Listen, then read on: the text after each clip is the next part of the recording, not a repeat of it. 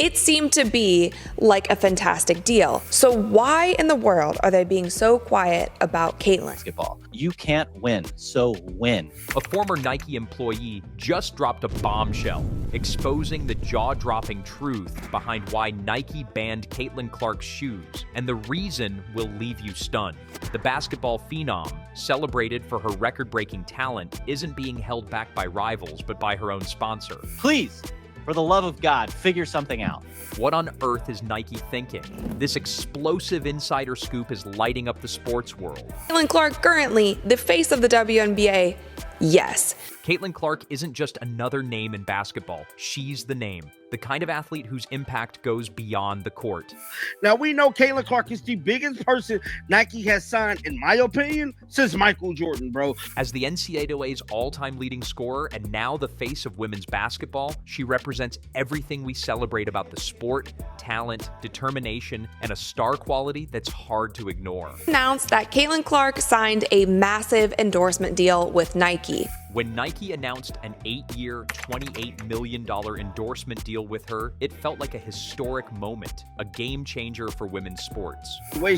Now, Nike seemed like they kind of been slowing down with the Caitlin Clark department, man. They hardly talk about her. They don't tweet about her. Hell, they show more love to Asia Wilson, bro. But here's the thing. Over a year later, there's still no signature Caitlin Clark shoe on the market. That's right. Nike struck absolute gold when they signed Caitlyn Clark to an 8-year, $28 million endorsement deal. So why in the world are they ignoring her? Despite being one of the biggest stars in basketball, the shoe promised as part of her groundbreaking deal is nowhere to be found. It raises a question so obvious it's impossible to ignore. What is Nike waiting for? Nike is obviously the biggest brand in athletic apparel, and Caitlyn seemed to be a perfect fit for the brand. $28 million at the time, while some people, including myself, were saying that this might be a little bit too low because of the superstar that she is. Let's dig deeper into that supposed unprecedented deal. On the surface, an 8-year, $28 million contract sounds like the ultimate recognition of Clark's talent and marketability. But when you peel back the layers, things start to look different. But that seems to be such a small, minor detail when you have the gold mine that is Caitlyn Clark. Much of the deal is tied to performance-based incentives, not guaranteed payouts. In fact, her first-year earnings are estimated at around $1.6 million.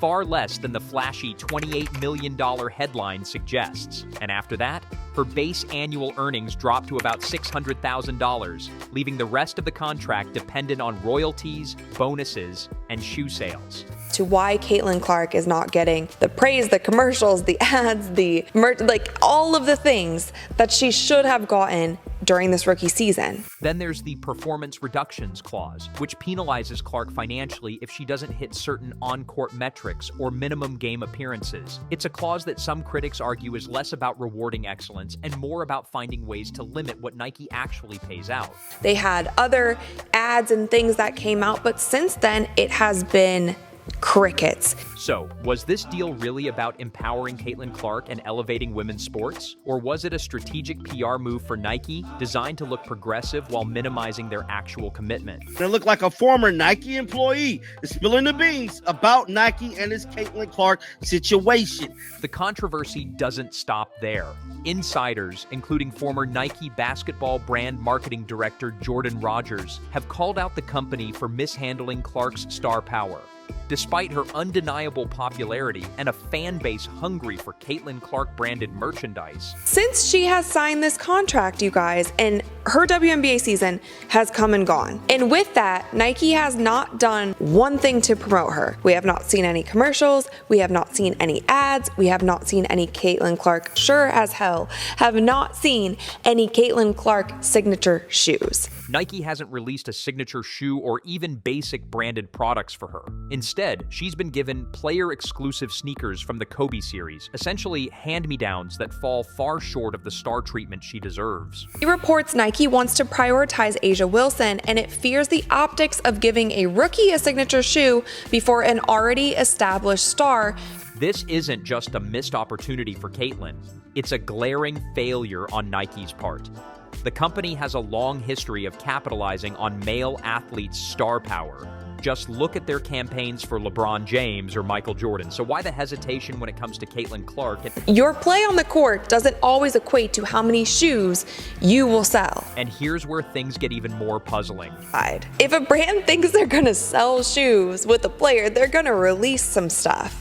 They're not going to be like, oh, well, so-and-so has been playing in the league a little bit longer, so I'm going to make sure I get theirs out first, then we'll push Caitlin's 2 seasons. While Caitlin's signature shoe remains in limbo, other WNBA players like Angel Reese are already seeing their own signature sneakers hit the market. It's hard not to wonder, is Nike deliberately dragging its feet with Caitlin? Could there be internal politics or external pressures influencing their decisions? Caitlin Clark has created more buzz around the basketball landscape and has actually transformed and revived a league that was the WNBA, and she is getting paid a measly $28 million for 8 years as a... The truth is, Caitlin Clark's deal might not be the empowering, groundbreaking milestone it seemed to be. Instead, it raises serious questions about how companies like Nike approach women athletes and whether they're truly committed to leveling the playing field or just giving the appearance of progress. She had the craziest momentum that we have ever seen with any athlete in the history of ever. What's happening with Caitlin Clark is more than just a delay in a shoe launch. It's a case study in how even the biggest stars in women's sports can be sidelined by a system that still doesn't fully value their potential. And as more details come to light, one thing is becoming increasingly clear. Nike might have underestimated both Caitlin Clark and the fans who won't stop asking why her shoes aren't on the shelves yet. Came off of playing in a national championship game that had over 20 million people tuned into that game, then going straight into the draft, and then going straight into the WNBA and breaking an insane amount of records. But the elephant in the room, favoritism. Because it's hard not to notice the glaring contrast between Caitlin Clark's stalled signature shoe and Angel Reese's fast-tracked launch. Angel Reese, another brilliant player no doubt, is already celebrating the release of her own signature kicks, while Caitlin's fans are still wondering, where's the Clark shoe we were promised? With this former Nike employee, gotta say, man, because it is very, very interesting, because I'm telling you right now, bro, this thing with Nike and Caitlin Clark is not going to end well. Now, former Nike employee Jordan Rogers didn't hold back when he accused the company of mishandling Caitlin's brand. According to him, Nike has fumbled the ball so badly, it's like they're playing for the other team. You have the single biggest needle mover in all of American sports since Michael Jordan, and you have somehow convinced yourself that you need to slow play this. Let me show you Google Trends search traffic for 4 female basketball players. And it's not just about delays, it's about priorities. Is Nike really giving Clark the attention she deserves, or are they strategically stalling her success to avoid stealing the spotlight from other WNBA stars? The year. This is so confusing to me. I am so perplexed. Here's where things get spicy. Some insiders suggest Nike might be intentionally pumping the brakes on Clark's rollout to balance the attention across their roster of athletes. Think about it. If Caitlin Clark's shoe becomes the next big thing, it could easily outshine other players' products, creating an awkward dynamic. Could internal politics or external pressures from other stakeholders be influencing Nike's moves? It's all speculation, of course, but you have to admit, it's intriguing. Like, that's an example where people can love a player, love everything that they're about, and want to buy their shoes. And then there's the optics. Delaying Clark's shoe doesn't just affect her, it sends a message to fans and the entire sports community. Nike, a brand that has positioned itself as a champion of innovation and equality, seems to be dragging its feet on delivering for one of the most marketable stars in women's basketball. Why? Yes, Caitlin Clark got her own signature PEs with Kobe, brand, and Nike. Let's talk about those player-exclusive PE sneakers Caitlin Clark's been sporting. Now, these aren't just any shoes, they're from the Kobe Bryant line. Sounds impressive, right? Yes, Caitlin Clark got her own signature PEs with Kobe, brand, and Nike. But here's the catch. They're not hers. These aren't the signature shoes she was promised. They're essentially customized hand-me-downs. It's like getting the keys to a luxury car, but realizing it's a rental. I am so confused as to how you would be so invested in the WNBA for several years, and you've been doing great work to try to elevate and uplift. Industry experts agree. This isn't how you treat a player of Caitlin Clark's caliber. She's not just a rising star, she's a generational talent with a devoted fan base. By giving her PEs instead of a full signature line, Nike's sending a message that feels, well, lukewarm at best. Shoe. I guess that you're doing that with Caitlyn, but I'm so confused as to why you wouldn't be doing bigger campaigns with her. And let's not forget the business side of things. Clark's popularity isn't just a passing trend, it's a marketing goldmine. She's a player who could sell out arenas and, more importantly for Nike, sneaker shelves. By not capitalizing on her stardom, Nike is leaving money and a massive cultural moment on the table. And I don't know what's going on behind the scenes, but I would be truly rethinking the deal that I signed up for. How do you miss an opportunity like that? How do you not capitalize? This isn't just a missed opportunity for Caitlyn, it's a letdown for her fans. They've been waiting eagerly to rep her brand, to wear something that connects them to their hero. Instead, they're left with frustration and questions. The fact that Nike did not capitalize on that, the fact that they are the biggest athletic sportswear brand in the world, and we didn't hear a peep out of them the entire season, it truly makes me wonder, like, if I were Caitlyn Clark's management, and again, I don't know what's going on behind the scenes. Which brings us to the bigger picture. Is this hesitation to give Clark her due just a one-off, or does it reflect a deeper issue in how women's sports are valued? You finally put her in a Super Bowl campaign with 9 other women, and all respect to them, but none of them are moving the needle quite like she is. The demand for women's sports is growing rapidly, yet the systems meant to support and celebrate female athletes often lag behind. Caitlyn Clark's situation isn't just about one shoe deal. It's a microcosm of how women athletes are still fighting for the recognition they've earned. At the end of the day, Clark's fans don't want excuses. They want results.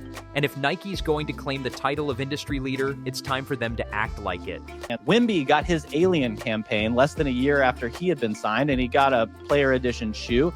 Jordan Rogers, a former Nike insider, decided enough was enough and dropped a truth bomb on the world. According to Rogers, Nike has been spectacularly failing Caitlyn Clark, and not just in small excusable ways. We're talking about a complete mishandling of one of the brightest stars in women's sports. Have the unicorn, the chosen one, the one who everyone wants to hear from, and you were just sitting around. Gatorade, State Farm, Gainbridge, Wilson Basketball have all figured out how to have a point of view with Caitlyn Clark. Rogers didn't sugarcoat anything. He publicly called out Nike's marketing team, accusing them of everything from incompetence to deliberate sabotage. Yes, you heard that right, sabotage. Whether it's intentional or just plain ineptitude, the result is the same.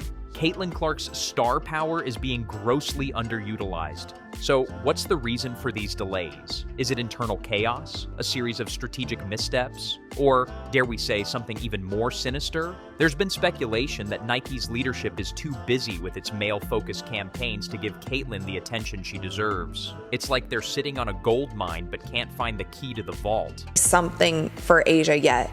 Is it because you're not sure how it will sell? And if that's the truth, like, that's just business. Why are we coddling these women? You wouldn't see this on the men's side. And this isn't just a Caitlyn Clark issue. Critics have long accused Nike of fumbling the ball when it comes to female athletes. Remember the controversies surrounding how they handled Serena Williams or Allison Felix? It's like history is repeating itself, and this time Caitlyn Clark is caught in the crossfire.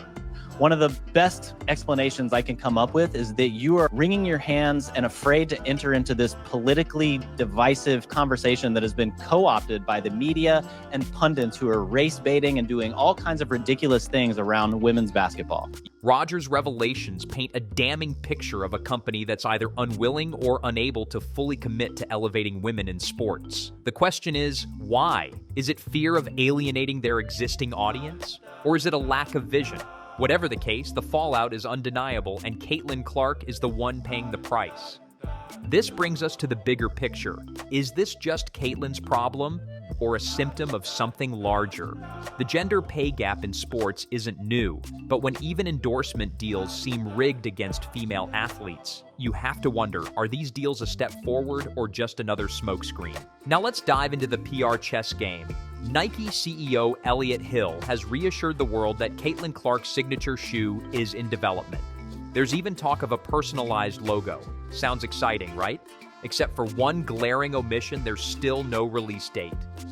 How people have fumbled the gift that is Caitlyn Clark. And here's the kicker. Caitlyn Clark isn't just any athlete. She's NCAA's all-time leading scorer and a generational talent. If even she has to jump through hoops to prove her worth, What does that say about Nike's commitment to women athletes? This was the buzz that you should have capitalized on. So, where do we go from here? Caitlin Clark is clearly at a crossroads. Will she renew her deal with Nike, hoping they finally get their act together? Or will she pull a bold move and jump to a competitor like Adidas or Puma? Heck, maybe she'll go the Serena route and create her own brand. As for Nike, the ball is in their court, but time is running out. They've got a golden opportunity to turn this around, but the clock is ticking and fans are watching. And to everyone tuning in, this isn't just about one athlete or one brand. It's about demanding better for all women in sports. So keep the conversation going, share your thoughts, support your favorite athletes, and hold these big brands accountable. Smash the like button and subscribe to the channel to know more about women's sports.